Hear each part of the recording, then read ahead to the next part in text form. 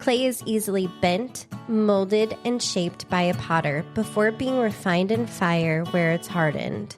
Molded out of clay ourselves, God formed man of the dust of the ground. We are pottery, and God is the divine potter.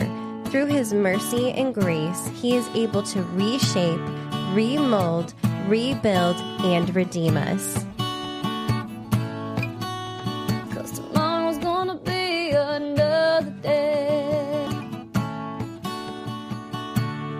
Hi, everybody. Welcome to the show.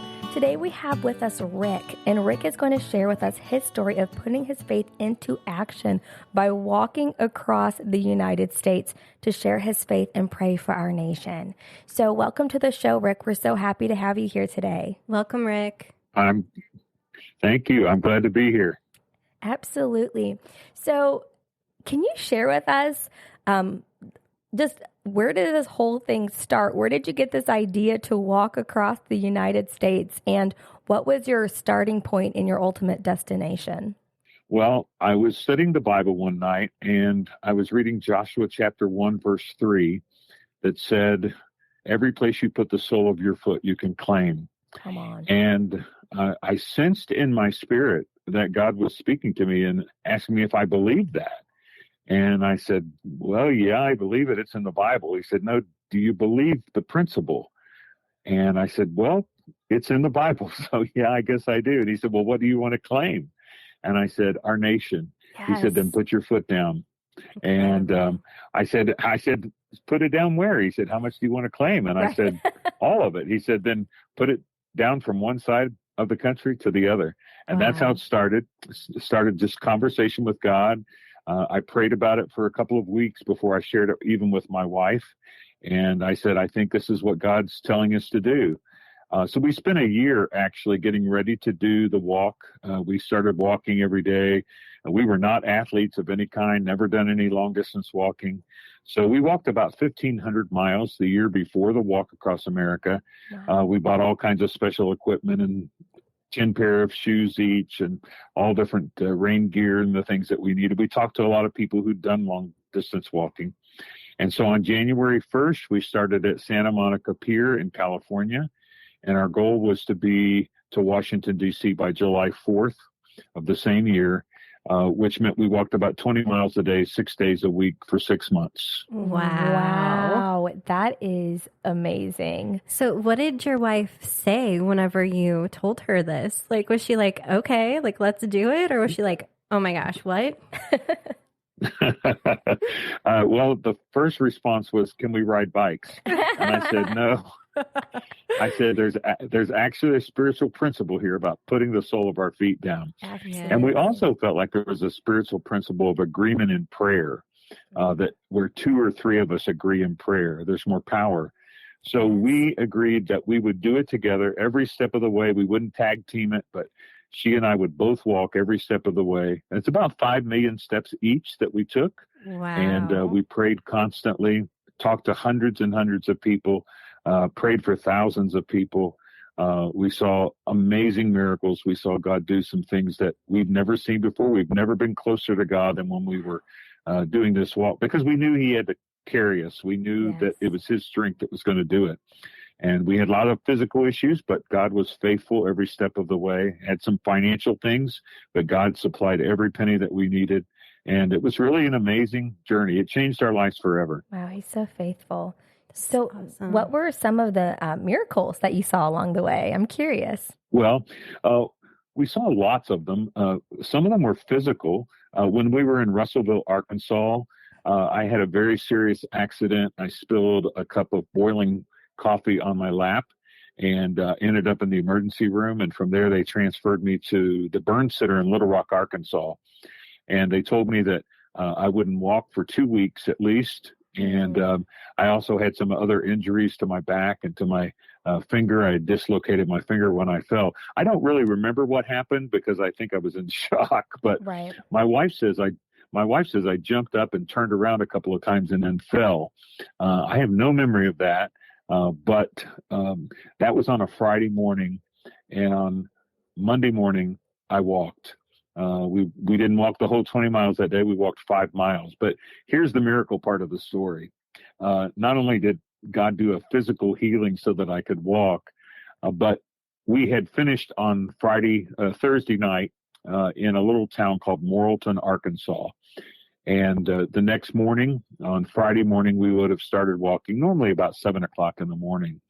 But because of the accident Friday morning, I didn't walk until Monday, and I was running a little behind, a little slow because it was hard to get clothes on and off, that sort of thing. So we walked starting at 9 o'clock. And just a couple of blocks down the road, there was a little car repair shop that was open, and there was a man standing out there working on a car. His name was Jeff, and I stopped and started talking to him about Jesus. And long story short, we had a long conversation. His kids were going to church, and they had been begging him to go, but he wasn't a believer. And so I asked Jeff if there was any reason why he couldn't just ask Christ into his life right then and there. And he thought about it for a few moments, and he looked at me and said, I can't think of any reason at all. Oh. And so I led Jeff to the Lord right there. Now, the miracle part of that is, had I not had the accident Friday morning, we would have walked past Jeff's shop at 7 o'clock when he wasn't open. Wow. But because we walked at 9 o'clock on Monday, he was open. And so sometimes we think of things that happen to us that are painful or uncomfortable or inconvenient as kind of troublesome. Right. But really, if we're in God's hands and we're submitted to his will, he promised that he'd work all things out for his glory and for our good. Yes. And so I believe that with all of my heart. I really do. Absolutely. Me too. It makes me think about if you read the Bible and you see Jesus's life, so many of the miracles that he performed were divine interruptions. And it was like he was actually going somewhere else and he had a plan, but then things didn't go according to plan. But that's where God was actually working, so that's pretty awesome. I love how faithful God is and how he just he has a plan that's just so beyond what we think. And we have our idea of how we want things to happen, but God's like, no, I know what I'm doing here. Well, we had prayed for a whole year for divine appointments, but many times divine appointments become divine interruptions to our schedule so that we can keep his appointment. And if it's up to us, we'll miss a lot of the stuff that he has planned for us. But if we just give ourselves over to his plan and we don't get upset every time our schedule isn't kept, he can open tremendous doors for us. And we saw him do it hundreds of times across America. Is there any other miracle healings that you saw with anybody else, or any other kind of fun stories? We saw lots of things. Dozens of times we would walk up a hill or around a corner, and there'd be a group of people just standing there waiting as though they were waiting for us. That happened with construction workers a lot. We would climb a little hill, we get to the top of the hill, and there'd be 5 or 6 guys standing there leaning on their shovels like, well, what took you so long? We've been standing here waiting for you. And we'd have the opportunity to share Jesus with them. And it was just amazing. On the 4th day of the walk, we were in Fontana, California, and we were walking into the Santa Ana winds, which were about 50 to 60 miles an hour. And it was a construction zone. There was sand pelting us in the face. Every time a truck would go by, gravel would fly up in our face. And my wife begged me to go to the end of the route and turn around and walk the other way so that the wind would be at our back. But I said, no, I really think we need to walk forward. So we kind of, Stay with us. We'll be right back.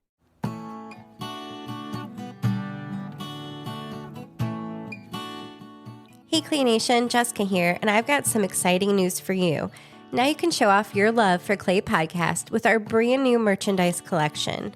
From cozy hoodies that wrap you in comfort during your podcast sessions to stylish mugs that hold your favorite beverage while you tune in, we've got something for everyone. And that's not all. Our exclusive t-shirts feature the inspiring Bible verse Isaiah 64:8 that'll keep you motivated throughout your day. But wait, there's more. By purchasing our merchandise, you're just not getting cool items, you're also supporting Clay Podcast. Your love and enthusiasm keep us going. And now you can take a piece of the podcast with you wherever you go. So what are you waiting for? Head over to our website at www.claypodcastnetwork.com or follow us on Facebook at Clay Podcast and also on Instagram at Clay_podcast to check out the full collection and grab your favorites today. And always, thank you for being a part of our podcast journey and now our merchandise family. Remember, every purchase is a step towards more amazing podcast content coming your way. Stay tuned and God bless.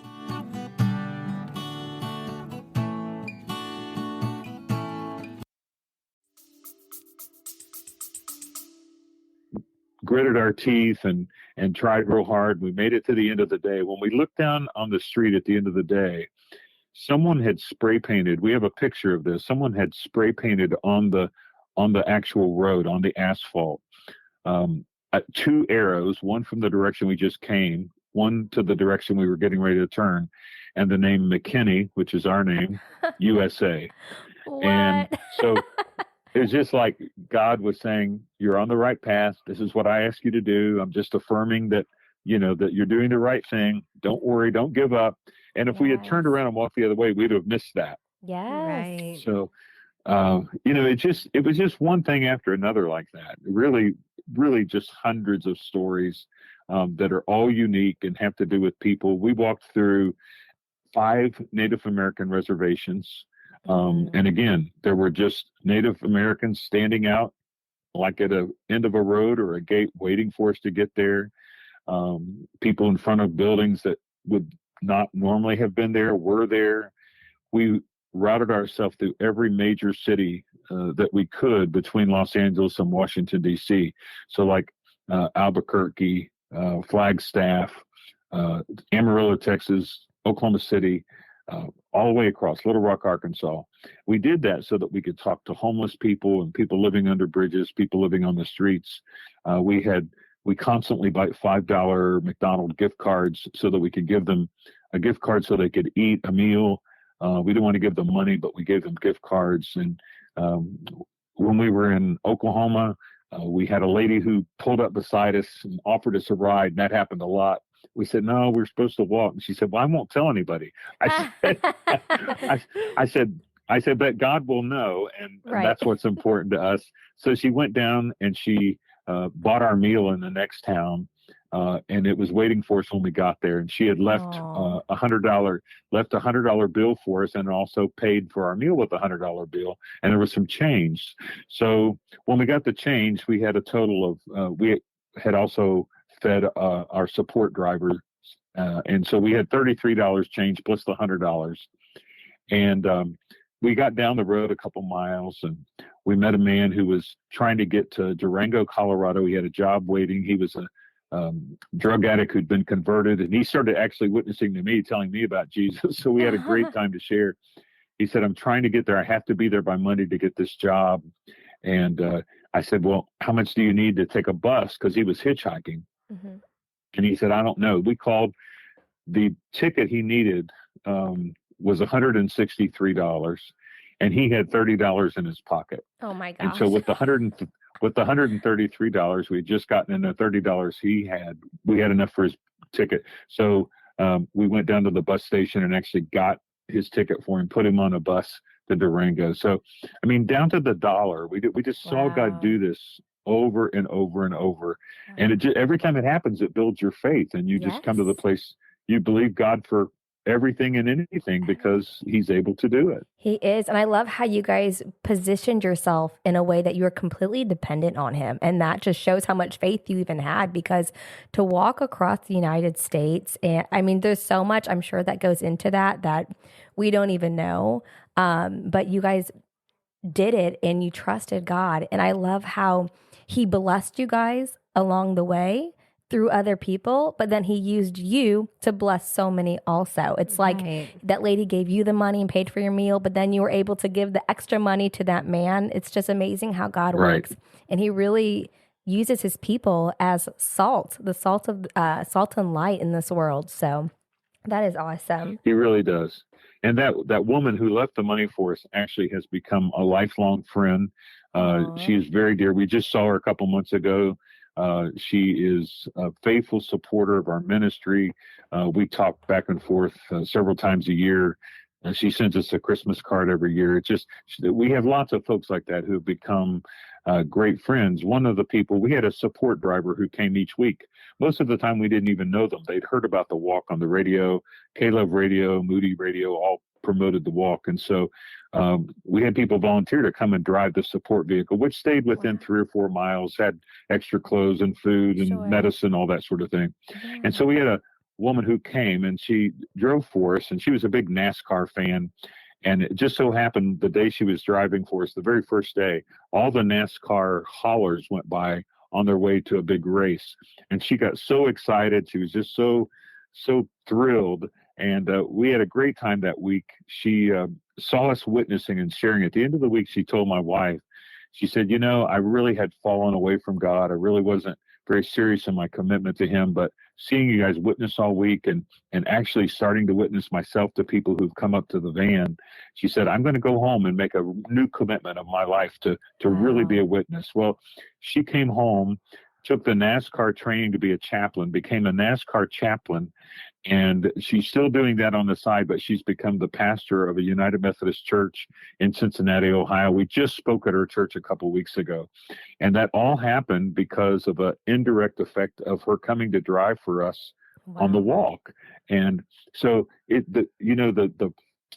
I always think about throwing a little pebble in a pond, and you see the ripples go out, the ripple effect. Yes. And we're still seeing, I mean, it's been 17 years since we walked across America, but we're still seeing the ripple effect that many years later of the changes that God made. And now that we've published a book about it and people are reading it, people are writing us every day and saying, hey, I read the book and I realized that I need to be a witness. I need to share. So many times on the walk, we heard people that we talked to, Christian people who God had called, but they'd been reluctant to say yes to him. They would say to us, hey, if you guys can walk across America, I can start that church. Or if you can walk across America, I can tell my neighbor about Jesus. And so it became this thing where people were challenged by what we were doing and what God was doing in us to be who God had called them to be. So can you tell us what the name of your book is and where people can purchase it if they would like to? Sure. It's called And So We Walked. And it is available. The easiest way, it is available on Amazon, of course, but the easiest way is just go to our website, which is easy. It's rickandjanemckinney.com.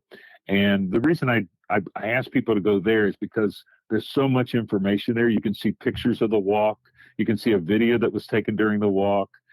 You can see lots about our ministry when we've been to India, Mexico, Tibet, China.